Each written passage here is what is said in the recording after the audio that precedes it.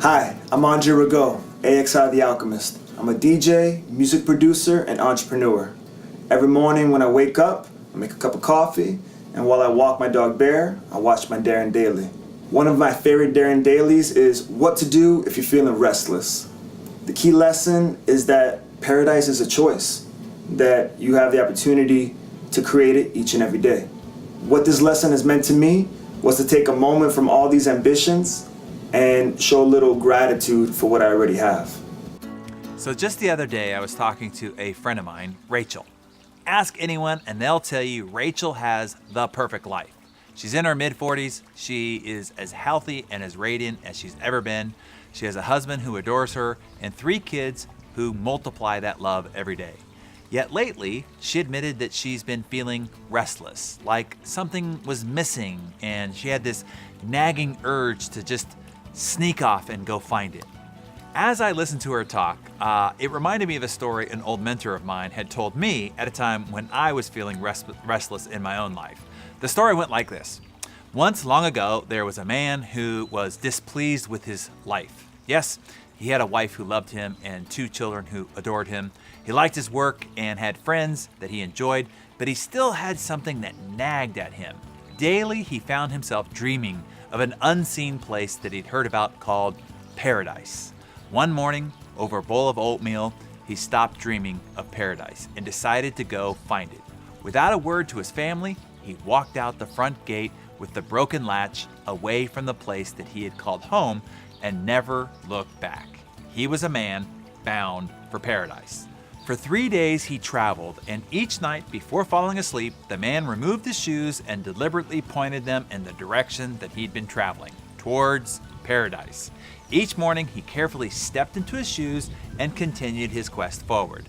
Then on the 3rd night, the man accidentally kicked his unofficial compass 180 degrees. When the first rays of morning fell, the man leapt to his feet, carefully stepped into his shoes, and began traveling in the direction that they told him to go towards paradise.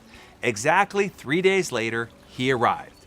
"Paradise!" he cried from atop the hill, though as he stared at the village below, he thought it looked vaguely familiar, but he wrote it off as just a coincidence. He excitedly descended the hill and walked through the village of paradise where strangers knew him by name.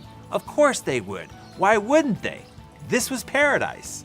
The man continued through the village until he came to the end of the road where there was a gate with a broken latch.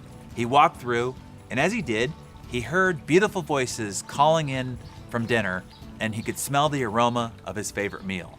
As he opened the front door, the man was greeted by 2 children who yelped, "Daddy!" as they wrapped themselves around him, and a woman who kissed him like she meant it. Ha! Paradise, he thought. Now, every morning, the man eats his bowl of oatmeal and revels in his new, wonderful life in paradise. I finished the story, and Rachel nodded, just as I had when I heard it years ago. I assured her that her desire for paradise is not itself a crime.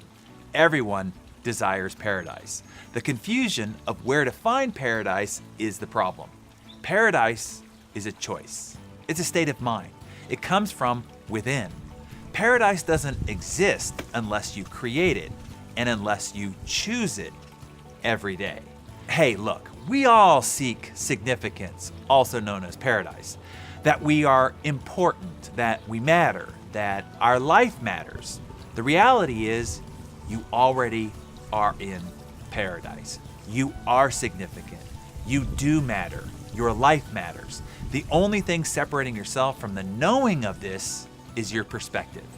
Stopping, looking, and realizing the profound impact you're already making in the worlds of everyone that you meet, particularly those that you lead in your home and at the office. For my paradise-seeking friends out there, the next time you feel dissatisfied, kick your shoes around and be the exception and go in the opposite direction most go. It might lead you to discover the paradise you've been living in all along. This lesson has given me peace and clarity through all the chaos of the entrepreneur roller coaster.